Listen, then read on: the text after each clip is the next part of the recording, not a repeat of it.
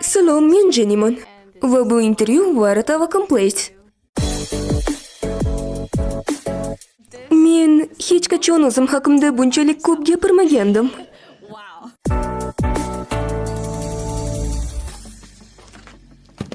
Qachon Jenny Blackpinkga qo'shilgan?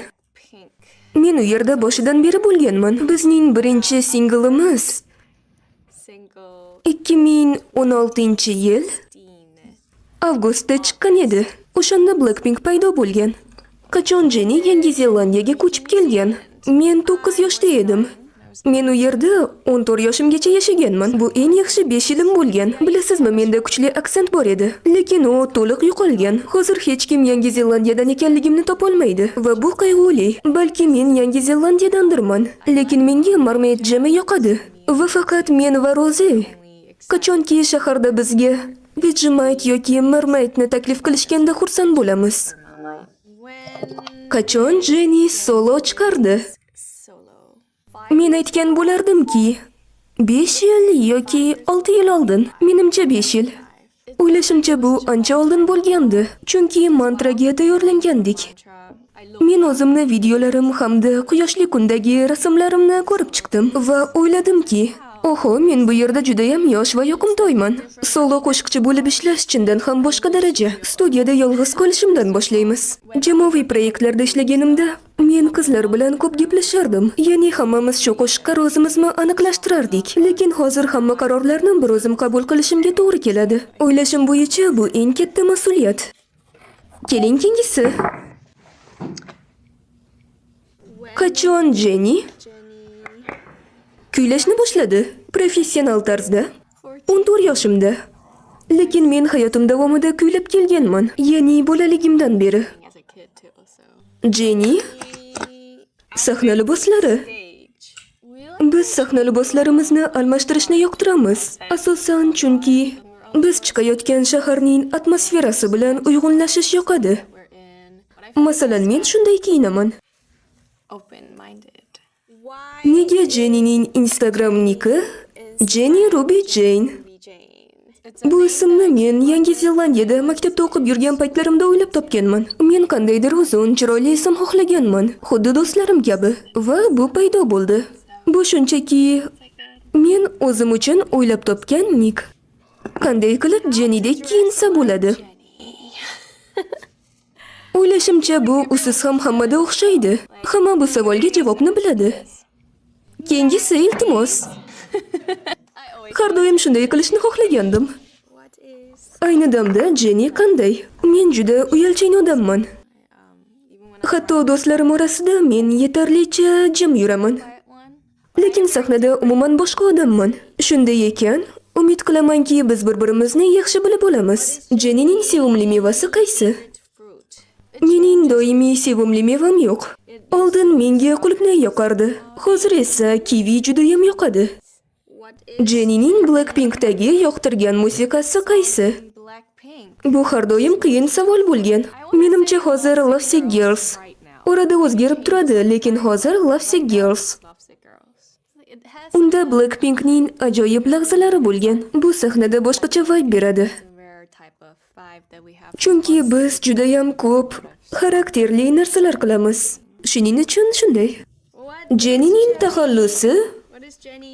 taxallusi qanday? Meni laqablarim ko'p. Menda Jandagi bor, bu koreyscha va do'stim meni Nini deb chaqiradi. Bu taxallus meni haqiqiy ismim Jennydan kelib chiqqan. Jenny hozir nima bilan shug'ullanyapti? Ayni damda men intervyu beryapman. Mening singlim Mantra yarim kun oldin chiqdi. Shuning uchun men baxtli kelajakda juda bandman. Bu albomning yaratilishi men uchun katta qadam bo'ldi, ya'ni solo artisti sifatida. Bu o'ziga xos qo'shiq Mantra. O'ylashimcha albom uchun ajoyib boshlanish. Bu biroz Jennyning teaseridek. Shunday deb ayta olaman. Albom ichidagi. Shunchaki Jenny. Blackpinkdagi Jennyning eng yaxshi dugonasi kim? Meni yaxshi do'stlarim ko'p. Sizlar meni yaxshi do'stlarimsiz. Jennyning qulog'ida nechta teshik bor? O'smirlik paytida menda juda ko'p teshiklar bor edi. Lekin vaqtlar o'tib ulardan qutuldim. Hozir menda 4 ta teshik bu qulog'imda va 2 ta bunisida qoldi. Shunday qilib, teshiklar faqat qulog'imda. Jenny qo'shiqlar yozadimi? Albatta yozaman. Umid qilamanki, albomim chiqsa, sizlar ko'proq meni qo'shiqlarimni eshita olasiz. Kuting. Jenny. Jennyning kuchugi. Mening kuchugimning ismi Kuma. U uyda. Hozir mening o'yim bilan. Uni juda sog'inyapman. U eng aqlli kuchuk. U meni yaxshi ko'radi. Men uning bu dunyodagi eng yaxshi ko'rgan insoniman. Hatto uni oldingidek tez-tez ko'rmayotgan bo'lsam ham. Ha, u meni ko'rishdan har doim xursand. Va nihoyat so'nggi doska. Jenny rap. Ha, men rap o'qiyman. Rahmat. Menga rap yoqadi va siz albomimda ko'proq rap eshitishingiz mumkin. Jenny, one of the girls. bu mening eng mashhur qo'shiqlarimdan biri. Ayniqsa Spotify'da. Men bundan xursandman. Doing great. Jenny, kapibara. I watched Bugun kapibaralar haqida video ko'rgandim. Bilaman, kapibara yer yuzidagi mashhur hayvon emas, lekin ular haqida juda ham ko'p gapiradigan bo'ldim. Chunki menga tez-tez yoqtirgan hayvonim qaysiligi haqida savollarni berishyapti va men har doim kapibarani aytaman. Ha, ular menimcha shunchaki kapibara nimaligini bilishni xohlashgan. Ularni hozir ko'pchilik bilyapti. nowadays. Va men bundan faxrlanaman. Men ancha yil oldin bir musiqa klipida suratga tushgandim. Ice Cream qo'shig'iga. Bu hayotimdagi eng yaxshi kunlardan biri bo'lgandi. Men kapibarani ko'rishga borishim kerak. Darhol.